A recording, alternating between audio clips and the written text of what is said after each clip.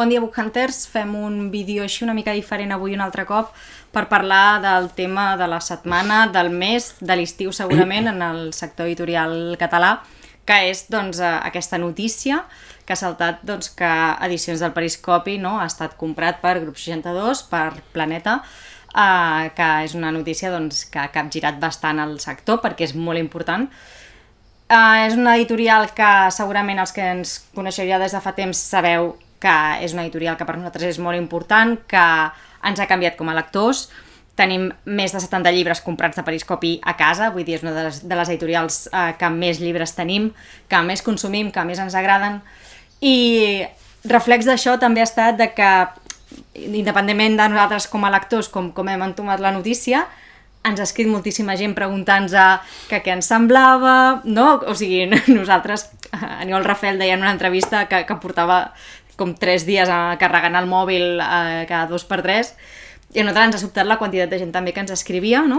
Per saber si estaven bé, en alguna vegada era com ho estaven vivint. Dic, home, doncs és sobte, no? Perquè al final tampoc és la nostra empresa. Però bé, com a reflex jo crec, no? També de segurament el que hem transmès al llarg dels anys del que era per nosaltres Edicions del Periscopi. I a més també per moltíssima gent, no? O sigui, hem estat a una llibreria i hem sentit una llibretera que parlava amb algú per telèfon i li estava explicant el que havia passat, no? O sigui, gent trucant a llibreries preguntant què era aquesta notícia que Edicions del Periscopi s'havia venut, no? Per tant, ha revolucionat aquest juliol literari en el panorama català. Bueno, això explica la dimensió que té aquesta editorial concreta, no?, en el panorama.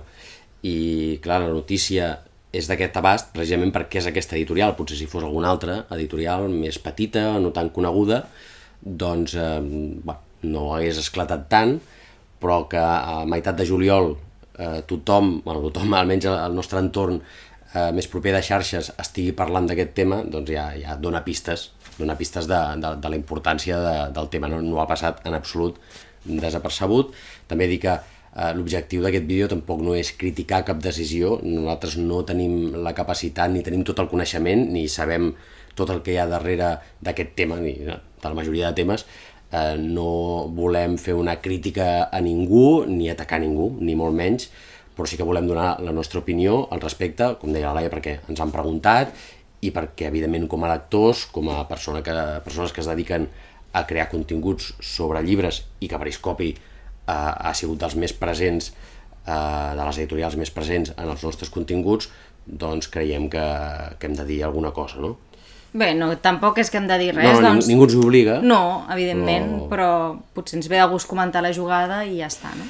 Sí, i més enllà de la crítica, també des de diferents perspectives, i si ens hi posem en una perspectiva o des d'un punt de vista sentimental, clar, tenim una percepció, ens surt de dir unes coses que potser no són les mateixes que si ho analitzem de manera fredament, de com està el sector, de com està aquesta editorial concreta, però jo crec que hem de començar parlant a nosaltres com a lectors, què ens ha semblat, com ens ha afectat, diguem, aquesta notícia, com ens ha sobtat més que res, no? Ha afectat al final, doncs mira, segurament com a la majoria de a xarxes el que passa és que les coses esclaten, diguem, i al cap d'un temps passa de llarg, ningú més se'n recordarà, i intuïm que el lector estàndard, doncs aquest canvi probablement ni el percebrà. No tothom és fidel de Periscopi, no tothom està a la white de qui hi ha darrere de les editorials, perquè hi ha gent que no sap que darrere de Columna, per exemple, o d'Empúries, doncs hi ha un gran grup editorial, que és Planeta, o la Magrana, o la Campana, que són editorials històriques en el panorama català, que ara són part de Penguin Llibres, doncs hi ha molta gent que no ho sap o que fins i tot no li preocupa en absolut. O Viena amb Abacus Futur, no? Exacte. Doncs hi ha moltes editorials molt estimades, fins i tot, que formen part de grans grups editorials i pel gran públic aquí no ha passat res. Per tant, potser estem sobredimensionant el que està passant, però clar, que Periscopi hagi revolucionat tant en ple juliol, diguéssim, a l'entorn cultural, a l'entorn del sector del llibre, doncs ja dona pistes de tot plegat, no? Llavors, per donar una mica de perspectiva, Periscopi ara té 12-13 anys, han publicat al voltant de 150 llibres, jo crec. A casa en tenim, si no m'he descomptat, 74, per tant és pràcticament la meitat del catàleg. Jo d'aquests 74 n'he llegit 71, mirant els registres, i ja es pot veure, diguem, doncs, que és una editorial que jo he seguit fidelment. I és una editorial que pensem que ha aconseguit el que no han aconseguit les altres, que és tenir fidelitat editorial. No? La gent diu, si això ho ha publicat Periscopi, deu ser perquè té una qualitat, perquè té un nivell, i com a mínim, doncs, escolta, encara que em sorprengui que hagin publicat aquest llibre, per alguna cosa serà. I això és una cosa que les altres editorials, a nivell general, no aconsegueixen, perquè fins i tot la gent que no llegeix Periscopi sap que Periscopi és una editorial important. Hi ha altres editorials que tenen fidels, molt fidels, per exemple, no sé, Males Herbes, posem per cas, hi ha gent que li encanta Males Herbes i tot el que publica Males Herbes és un must per ell. A nosaltres Males Herbes ens agrada, el seguim, però potser no tenim aquesta idea de, hòstia, si ho ha publicat Males Herbes, segur que és una cosa que ens encaixarà perfectament. I en Periscopi doncs, tens més aquesta sensació de que probablement és un llibre que com a mínim mantindrà un nivell de qualitat, que potser no és el teu llibre preferit, potser no t'agradarà a tu personalment, però que tindrà uns nivells de qualitat que això venen assegurats i garantits d'inici. No? Periscopi ha aconseguit ser una editorial mitjana dintre del panorama català, que, com sabeu, doncs és un mercat petit, però hi ha els grans grups editorials que tenen les seves pròpies dinàmiques i Periscopi i unes quantes editorials més doncs, han aconseguit el seu espai i el seu públic, de tal manera que doncs, per Sant Jordi, que ja sabem quina mena de llibres es venen, quins són els llibres que es promocionen i que estaran a totes les taules, de tant en tant s'hi ha colat algun Periscopi, algun l'altre, llibres d'autors que aquestes editorials teòricament més petites o com a mínim independents, que no tenen un gran grup a darrere, doncs autors que han fet grans, que han aconseguit fer grans ells, amb la promoció que han pogut fer-los, amb la difusió, amb el boca-orella entre els propis lectors, de tal manera que s'han fet un lloc i que això passi en un sector independent, diguem que ja de per si ja és més precari, ja és més petit, doncs és una bona notícia. I això ha passat els últims 15 anys, 15, 12, 13 anys van sortir unes quantes editorials que a dia d'avui es mantenen i que han fet una feina increïble. Això ha fet que hagin sortit moltes altres editorials, petites, microeditorials, que a vegades és una única persona, que potser no totes funcionen igual de bé o fan la feina igual de bé que aquestes altres que són les més populars. Clar, què passa? Que l'editorial que ens pensàvem que millor funcionava, que era inqüestionable, que publicava coses que tothom coneixia, ara de sobte passarà a formar part d'un gran grup. Ha sigut comprada per un gran grup. Que en certa manera ja és normal que un grup editorial s'interessi per una cosa que funciona, no? Que no vagi a comprar una cosa que és precària i deficitària totalment, però clar, que la més popular, la que tu pensaves que funcionava millor o que publicava millor, això és evidentment qüestionable, idea de cadascú, però per nosaltres i segurament per força altra gent, doncs Periscopi era la més inqüestionable de les editorials independents. També perquè el català, que és bastant més generalista que altres, no? O sigui, l'altre també és bastant generalista, però Males Herbes és bastant més de ninxo, potser no, té publica un tipus de literatura més concreta, Redsberg per la seva banda també publica un cert tipus de literatura més concreta, llavors a nivell generalista... Clar, tenim editorials de gènere que són referències... Exacte, sí, Mai Més i tal, són referència en gènere, però el nínxol és molt més petit encara. Sí, o les de novel·la negra com Crims.cat, editorial clandestina, que per nosaltres són tòtems dintre del sector, que publiquen molt bé, però clar, apel·len, diguem, a un públic potser més concret, que no llegeix tal. Periscopi era, cada cosa que publicava era, no conec aquest autor, però és un Periscopi, per tant, li podem prestar atenció, no? Llavors, com ens sentim nosaltres davant de que l'editorial independent més important teòricament del país, o que nosaltres valoràvem més, hagi passat a un grup editorial, per tant, sembla que és al final d'una era. Sí, no? Pràcticament. Perquè nosaltres... Aquestes dinàmiques, no?, que se'ns expliquen moltes vegades de per què fa 10, 12, 15 anys van sortir les editorials petites, doncs perquè era un moment on hi havia massa concentració i això feia que comencessin a sortir aquests petits projectes, que a més eren dinàmiques que s'havien vist en altres mercats, i tens la sensació com si estiguessis en un Big Bang accelerat, no? Exacte. Allò de que tot es tornarà a concentrar. El que passa és que és com si haguessis començat per lo gran, no? Tens la sensació de que el que potser pensaries que serien dels últims a caure Clar. són els primers. I això té les seves implicacions, podem parlar-ne una mica més tard potser, però el tema és aquest, nosaltres ja no ens n'amaguem, si ja seguiu els nostres continguts, parlem molt d'edició independent, parlem de molts llibres que són d'editorials independents, les llegim, els hi donem suport, tenim la voluntat de fer difusió d'aquestes editorials, igual que de les llibreries petites. Nosaltres som molt fans de les llibreries petites, intentem sempre comprar els llibres a les editorials petites de barri o de poble. És la nostra voluntat.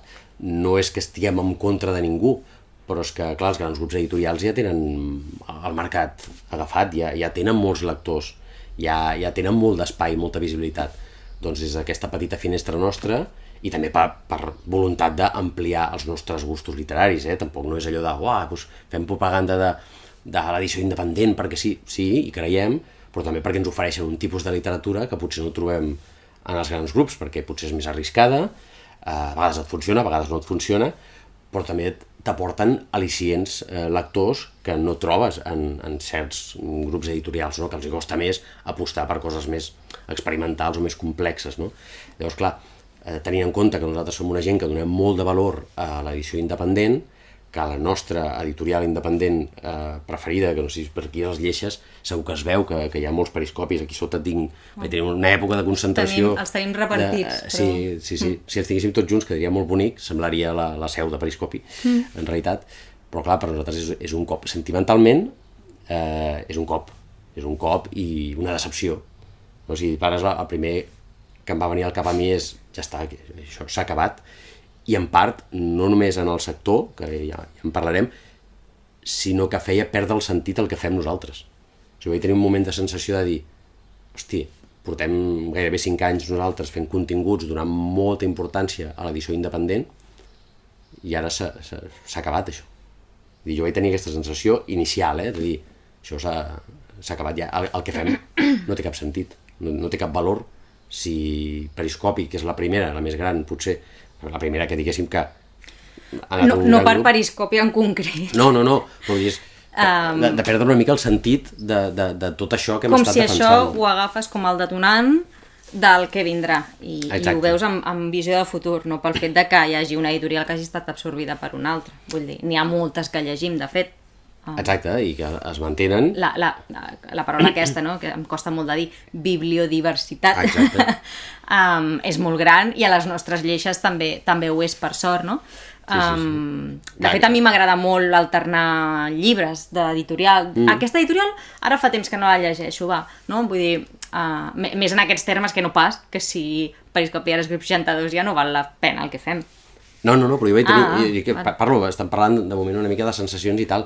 Jo vaig tenir un primer moment de pèrdua del sentit del que estàvem fent. Molta tristesa. Tristesa interior. Home, clar, és que la gent ho sap. Vull dir, a més, s'han rigut de mi a xarxes fins i tot, m'han criticat a xarxes dient-me que només llegia periscopis. O sigui, ara faig un petit apunt, He llegit 71 periscopis, sí, que és la meitat del catàleg. Cada any llegeixo 90 llibres. He llegit 71 periscopis al llarg de 10 anys. Vull dir, evidentment, no llegeixo periscopi, però un percentatge molt alt dels llibres que he llegit al llarg dels últims anys són de periscopi. Per què? Perquè s'ho han guanyat. Per mi s'ho han guanyat a pols. I el seu catàleg, per mi, és inqüestionable. Evidentment, trobes algun llibre que no t'agrada, o no t'agrada tant, o no t'encaixa tant. Però aquesta fidelitat de dir, no tinc ni la més remota idea d'aquest autor que acaben de publicar, però, hòstia, m'atreu molt perquè és periscopi i perquè no m'havia plantejat mai llegir sobre això i amb ells els hi donaré l'oportunitat i potser altres no. I és una mentalitat potser errònia, però és el que s'ha guanyat periscopi, almenys per mi. Llavors, clar, per mi aquesta sensació de final d'una era és important, però evidentment la vida continua i la lluita per les editorials independents continuarà i clar, això en cap cas no vol dir que ara nosaltres li posem la creu i ratlla a periscopi. Això no passarà, perquè segur que segueixen publicant molt i molt bé i perquè hem llegit llibres de grans grups també. Ho he mirat abans i aquest any entre els dos hem acabat ja 71 llibres i 56 són d'editorials independents i 15 de grans grups. I dintre dels grans grups hi ha la tia de segells. I no és perquè no els vulguem llegir, sinó perquè donem certa prioritat a altres tipus de literatura. Llavors això dona una imatge del que som nosaltres. Però aquest és un altre tema. Nosaltres no som reflex en absolut del que passa allà fora. No? Del que passa en el món lector català, crec que no som exemple en absolut. No, de fet, una mica relacionat també amb això, per fer un petit incís també, no? Hi ha hagut moltes entrevistes i tal. Nosaltres hem llegit la de VilaWeb, la de Núvol, i també la del Bernat de Mentres, que també ha sortit, no? I són, o sigui... Bueno, no, és d'opinió, no? Sí, l'article de Mentres és més un article d'opinió, però que són molt interessants, que els llegiu també, per una banda, les entrevistes que li han fet a l'Aniol, perquè així veieu el seu punt de vista, i per altra banda, doncs, també articles d'opinió que s'han fet al respecte, no? Una de les coses que comentava l'Aniol, crec que a l'entrevista de Núvol, era el tema de si es llegeix o no prou en català. Exacte. I si es compra prou o no en català, quin percentatge de lectors tenim, que tot és una cosa que també s'ha de tenir en compte, i per potser enllaçar una mica la conversa cap a què vol dir això més enllà de Periscopi, que realment és el que t'acaba posant trist, no?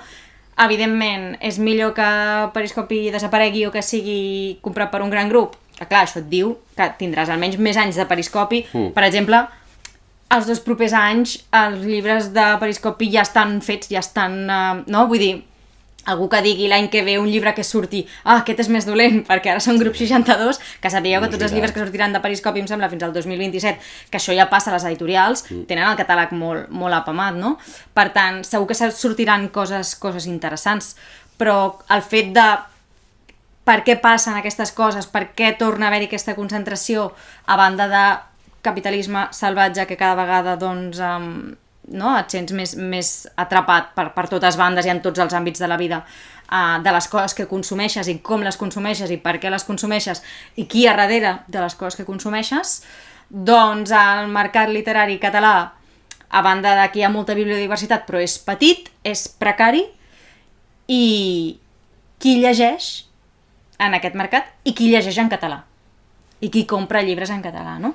Perquè si una gran majoria de la gent lectora a Catalunya llegís en català, de la gent que llegeix, tant de bo llegís més gent, i dintre dels que llegim molta gent llegís en català, segurament el nostre mercat no patiria tant. Veure, jo encara sento gent que em diu és que llegir en català se'm fa molt estrany, se'm fa estrany, igual que les pel·lícules doblades al català, oi, que estrany que és, perquè clar, tothom sap que els llibres, les traduccions, l'autor de Zimbabue escriu en castellà.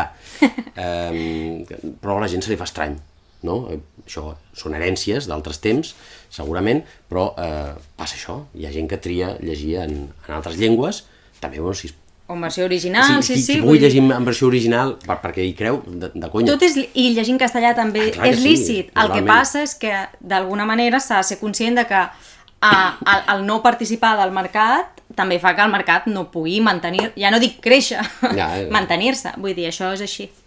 Clar, si és un mercat molt petit, hi ha moltes editorials, i a més grans grups editorials que són capaces d'absorbir molt bona part del mercat perquè fan publicitat i tenen la capacitat de fer-se veure per moltes coses i molt diverses, però tenen la capacitat de que els seus llibres es vegin molt més que els d'editorials petites, doncs això ja et fa una idea de que el pastís és molt petit a repartir entre tota l'oferta en català que hi ha, que per sort a dia d'avui és molt alta, no? Però potser és tan alta que no tenim prou lectors per poder-la assumir. I això ens porta a parlar de que aquestes editorials, tant independents com els grups, com qui sigui que publiqui llibres, al final, no totes, però són empreses. Són empreses i, per definició, una empresa produeixi el que produeixi, el que vol és vendre aquest producte i fer certs diners amb aquest producte. I hi ha el tema de que romantitzem el llibre, però a vegades romantitzem l'empresa. És com dir, hòstia, tu romantitzes la Coca-Cola perquè em treu la set d'una manera fantàstic, romantitzo l'empresa Coca-Cola? Doncs no, una penya que té molta pasta, que d'això, romantitzes Amazon, encara que et facis portar fins i tot els calçotets des de vés a saber on que ho compres tot i t'arriben paquetets a casa, romantitzes l'empresa, no, tio? És el paio més ric del món, no pots romantitzar-lo mai. Doncs per què romantitzem les editorials? Que són empreses que al final volen fer diners. Fer diners fent un producte que fa feliç a la gent i que és molt agradable de consumir, però en definitiva és un producte. I depèn de per qui, segurament és més un producte que per algú altre. Hi haurà editorials que pensen que realment allò que fan té un valor cultural, que el té, però són igualment gent que s'han de mantenir, han de tenir una entrada de diners per poder mantenir això que fan. Tot el tema aquest, al final, és... Perquè també has ficat els grans exemples, també hi haurà empreses molt petitones que voldràs que els hi vagi bé, però és inevitable fer el paral·lelisme amb la ciència, perquè al final és un altre camp que coneixem molt bé. La ciència és un sector completament precaritzat, o sigui, jo mateixa he deixat la carrera científica aquest any, perquè et canses d'estar tot el dia pendent de fins quan durarà el meu contracte, tal i qual. Sempre et van allargant els contractes 3-4 mesos i tal, però al final és això, ja saps com va, aquesta feina la fem perquè ens agrada, perquè és molt vocacional. I al final hi ha, quan es veuen les gràfiques allò de, no sé com es diu en català, la fuga de cerebros, no? Gent que se'n va a altres països on es inverteix més, on es cuida més aquest sector perquè se'l considera més important, o gent que ho deixa, simplement, i ens anem a fer altres coses perquè al final no pots més, no? Llavors, què passa? Que és veritat, és una feina molt vocacional, ja us dic jo, les hores que s'hi dediquen no es fitxen, vull dir, és una cosa que tu mateix et convences que la fas perquè t'agrada, perquè si no et convences que la fas perquè t'agrada, no la faries i entraries en depressió. El tema de que la cultura, ostres, és això, és que no sé com dir-ho, no? Ni tampoc tenim una fórmula, però diguem-ne que tant la gent que fa, ja més enllà dels llibres, no? Vull dir, ostres, quan tu vas a veure una obra de teatre, aquella gent també ha de cobrar, està fent una feina, i al final ja no es tracta de quin nivell de lucre vols tenir, tu necessites uns mínims nivells doncs, per poder-t'hi dedicar amb tranquil·litat, per què no? Llavors, feines molt vocacionals, la cultura doncs, és una cosa que, com que està molt precaritzada, la gent que s'hi dedica i fa l'esforç de dedicar-hi saps que ho està fent de manera molt vocacional. Coneixem moltíssima gent de moltíssimes editorials petites que no és la seva feina principal tenir aquella editorial, gent que veus a fires els caps de setmana, que de dilluns a divendres ha estat a la seva feina i que segurament quan ha plegat de la seva feina s'ha fotut a revisar manuscrits, jo què sé, no? Vull dir, és precari. Clar, és precarietat total. És precarietat total. I són dues total. feines a temps complet. Exacte, no? Llavors, clar, tant de bo hi hagués una manera de que això pogués estar doncs, més ben pagat o que no fos precari d'aquesta manera.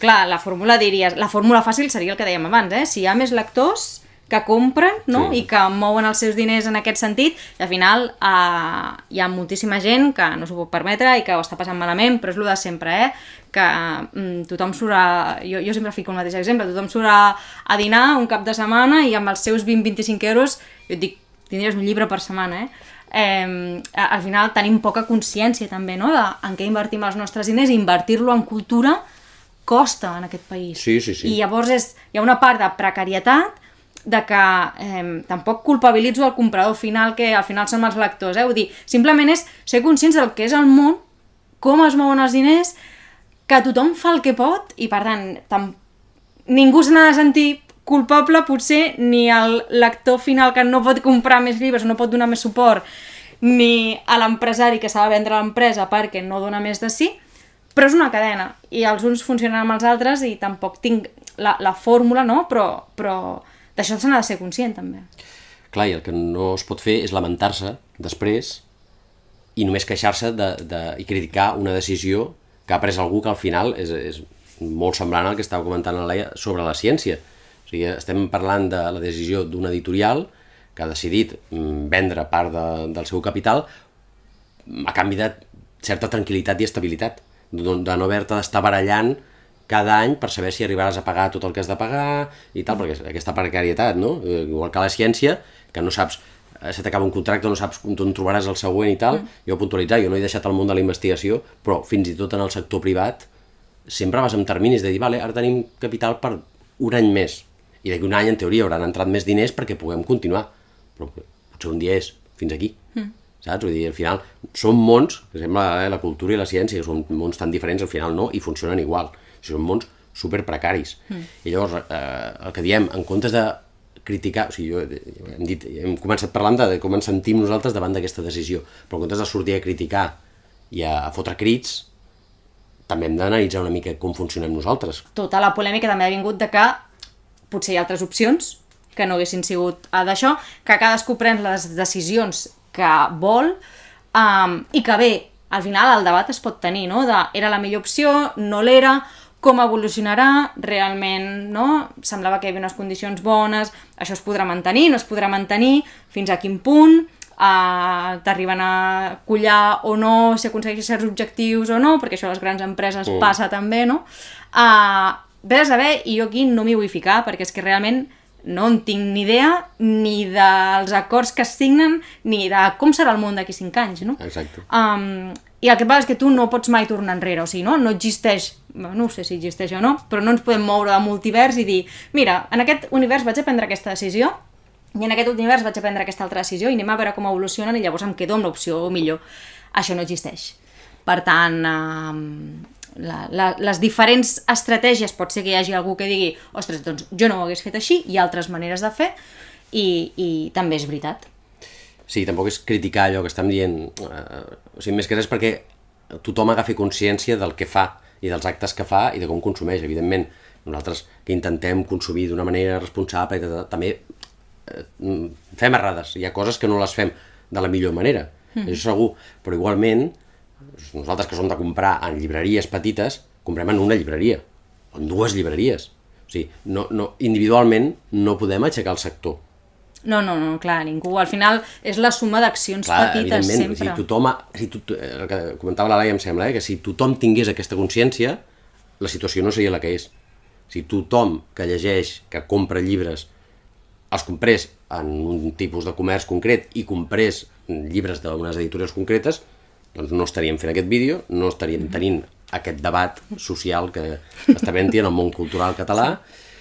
A més, la necessitat de que, diguem-ne, hi hagi tanta bibliodiversitat és que, no ho sé, és això, cadascú tindrà el seu nínxol petit. Llavors, clar, no cal que algú que odia la ciència-ficció compri llibres de ciència-ficció per mantenir el sector, clar que no, vull dir, això és agafar la part petita i exagerar-la, no? És simplement que si tothom dintre del seu petit nínxol fes petites accions doncs per mantenir allò que és del seu gust, que li agrada, que li encaixa, doncs ja seria un pas molt gran que segurament ajudaria, no? a que el món funcionés d'una altra manera.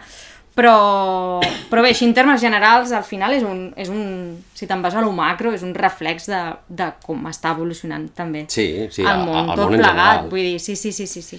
Dic, si no podem posar, diguéssim, el pes, la culpa de tot això en el lector, també us recomano que abans de tirar la cavalleria per sobre a una empresa que ha decidit prendre una decisió empresarial, llegiu les entrevistes, llegiu opinions, informeu-vos una mica abans de deixar caure que aquesta empresa s'ha venut. S'ha venut literalment, ha venut el seu capital, part de les seves accions o com funcioni el tema, ha venut, però per què? I amb quins termes? I això, els termes concrets... A més, els termes concrets és que no els sabrem mai. No se sabran. Per tant, mai podràs parlar amb prou d'allò de causa, que al final és el de sempre, opinar també, mira, portem nosaltres aquí mitja hora, opinant sobre el tema, no?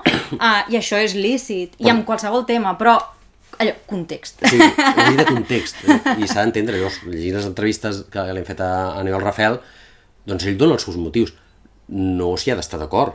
No, clar, no tenen per què ser els teus. No estic d'acord amb el que estàs dient, però si no estàs d'acord amb el que ell t'està dient, li estàs demanant a algú que té 5 persones contractades, més el seu sou, que a més paga a un munt de proveïdors, a un munt de gent que treballen per ells com traductors, correctors, impressors, de distribuïdora i tot això que està pagant, li estàs demanant que ho faci precàriament, que és el que ell diu. M'he cansat de la precarietat. Vull una assegurança que permeti mantenir i seguir fent allò que vull, que això es veurà, perquè potser d'aquí 10 anys estarem dient, te'n recordes de Periscopi, aquella editorial? Potser passarà, o no. O potser serà el que triomfarà aconseguint tenir aquest coixí que li permet no haver-se de preocupar de certs temes i poder seguir fent, perquè evidentment, mentre li segueixi funcionant com li estava funcionant, ningú li demanarà comptes. Si en algun moment, potser perquè la gent se li gira una mica en contra i ja no segueix creient en aquest criteri Periscopi, que era una garantia, i si perd aquesta aura de dir, hòstia, és que aquesta editorial jo hi crec, doncs potser... Crec que en una de les entrevistes deia que era el major repte. Clar, potser mantenir la confiança. La seva empresa mare li demanarà comptes. I escolta, ja no et va tan bé com quan et vam comprar. Per tant, haurem de fer alguna cosa. Però ara per ara no podem jutjar, no podem fer un exercici de futurologia. Tenim exemples anteriors. Alguns que han anat bé, alguns que no. Alguns no han anat bé, realment, o com a mínim s'ha notat, clar, però de moment criticar perquè sí una decisió i demanar-li a algú que segueixi sent precari o que hagi pres una altra decisió per tal de mantenir allò que tu, com a lector, t'agrada, crec que és una mica egoista per part de nosaltres, no? Si jo li estic reclamant a Aniol Rafel, no, t'has de mantenir independent. I ell et dirà, per mantenir això he de fer fora la meitat de la plantilla. Llavors seguirem mantenint, la qualitat potser se'n ressentirà, però l'empresa tindrà viabilitat un temps més. O pagarem menys als traductors, o no corregirem tant els llibres, que els llibres de Periscopi trobes una errada cada 3 llibres, perquè fan una feina molt bona de correcció. Doncs mira, això no ho farem tan bé, retallarem per aquí i tal. Això ja és especulació. Però vull dir, estic dient, això estaríem d'acord? Això ho diríem? No, però s'ha mantingut independent, tu. Si ha perdut tota la seva essència, i a més ha fet fora treballadors que s'han quedat al carrer, però s'ha mantingut independent. Amb això ja estem d'acord? Si esteu d'acord, res a dir. Jo no hi estic d'acord. Jo prefereixo que es mantinguin els criteris de qualitat, que si pot ser no se'n vagi ningú al carrer, que es mantinguin nòmines, que se segueixi pagant correctament a la gent que fa feines per l'editorial.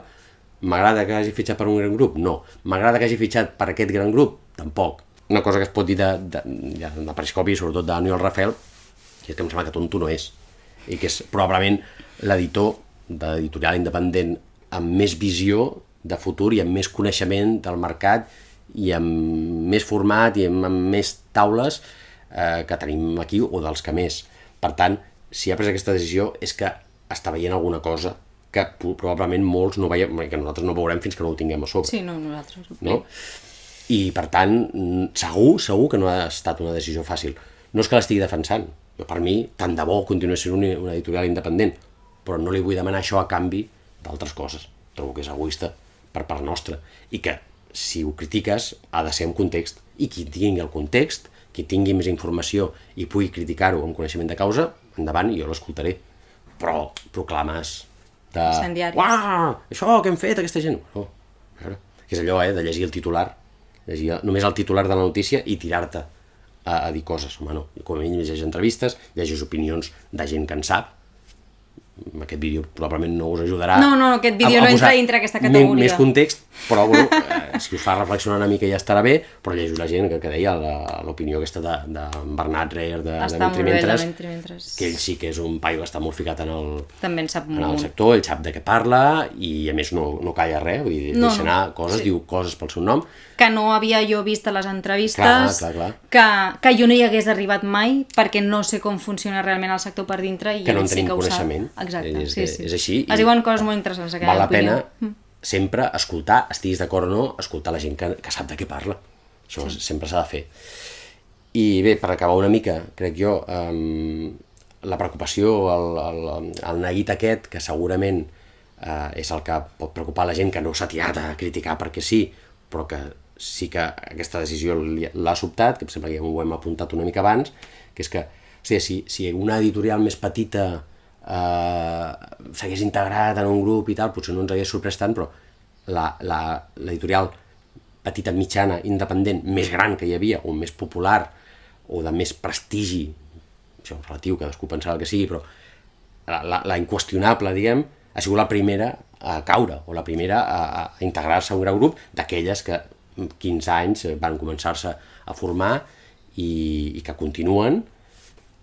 Si la primera, la més important, ha sigut la que s'ha venut ha sigut un gerro d'aigua freda d'això, què passarà en el sector a partir d'ara? Què veurem, no? Quines dinàmiques hi haurà? Què no ha de fer una editorial molt més petita? D'això potser també ho diu a l'Aniol a les entrevistes. Mantenir una estructura com la de Periscopi té un cost, mantenir una estructura com el d'una altra editorial, que potser són dos, que malauradament no s'hi poden dedicar a temps complet perquè tenen les seves feines, però, diguéssim... Simplement, potser és això, no?, de que potser n'hi haurà moltes que diràs, mira, doncs aquestes no estan caient, sí que és veritat que et recordaràs sempre que es mantenen precaritzades. Sí. No? Vull dir, la romantització de la precarització una mica, no? Aquest sentiment de resistència té un cost.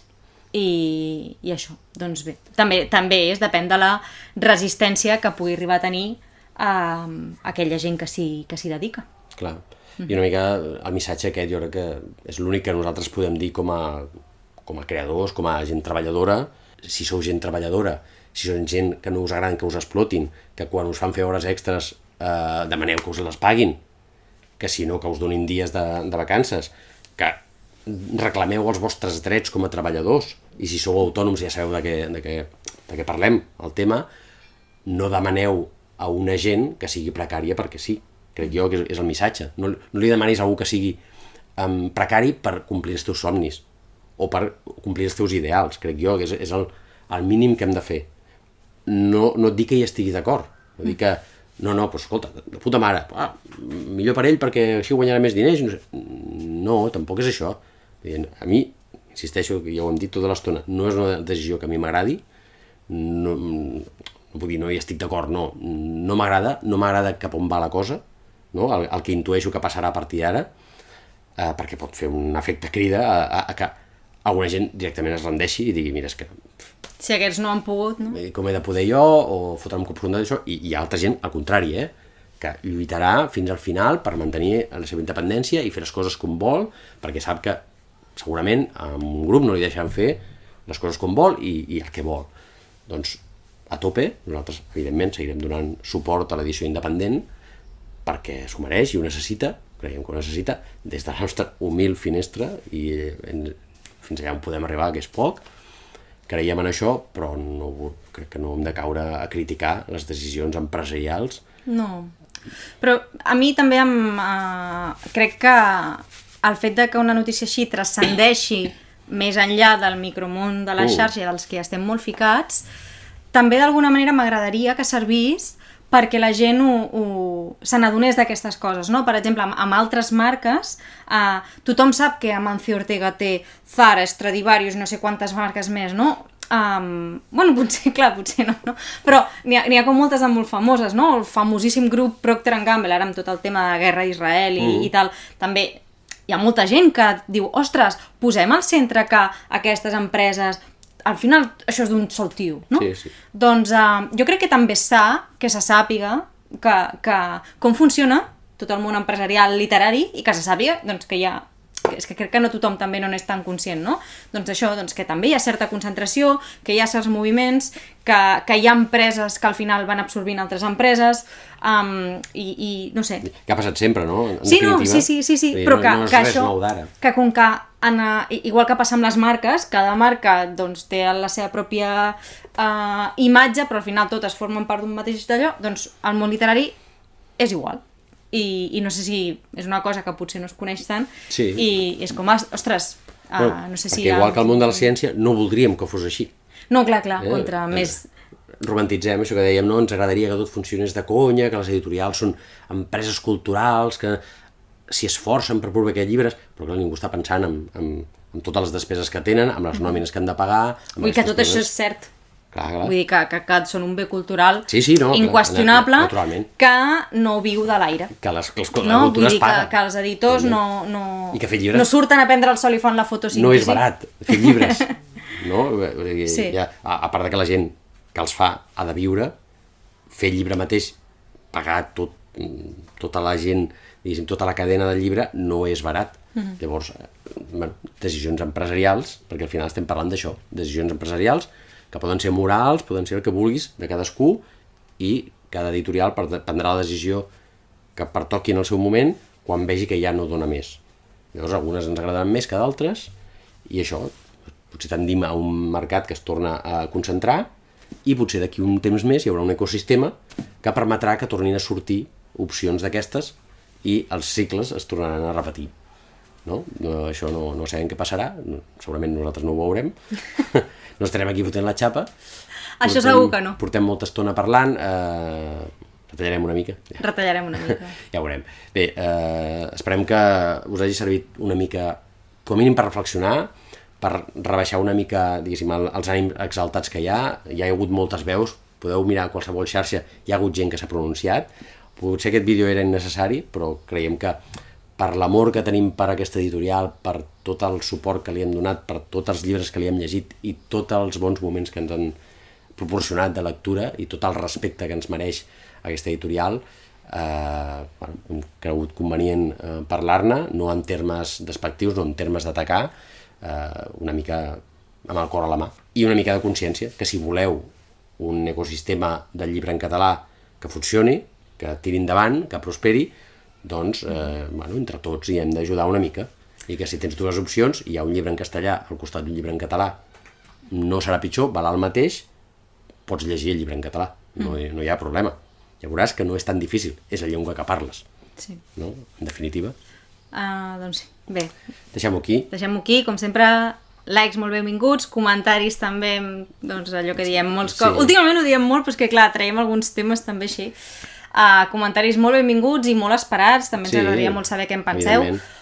Comparticions també molt benvingudes perquè som conscients que al final, potser al final som un nínxol i tots els que miren aquests vídeos nostres doncs ja llegiu en català, per tant segurament esteu molt conscienciats, per tant compartir també aquestes visions amb gent que potser no en sigui tan conscient, doncs crec que també pot ser interessant, no? Perquè tothom en sigui conscient, ja no només el que consumiu, el que regaleu també, no? Tota pedra fa paret. I tant. I llavors, no sé.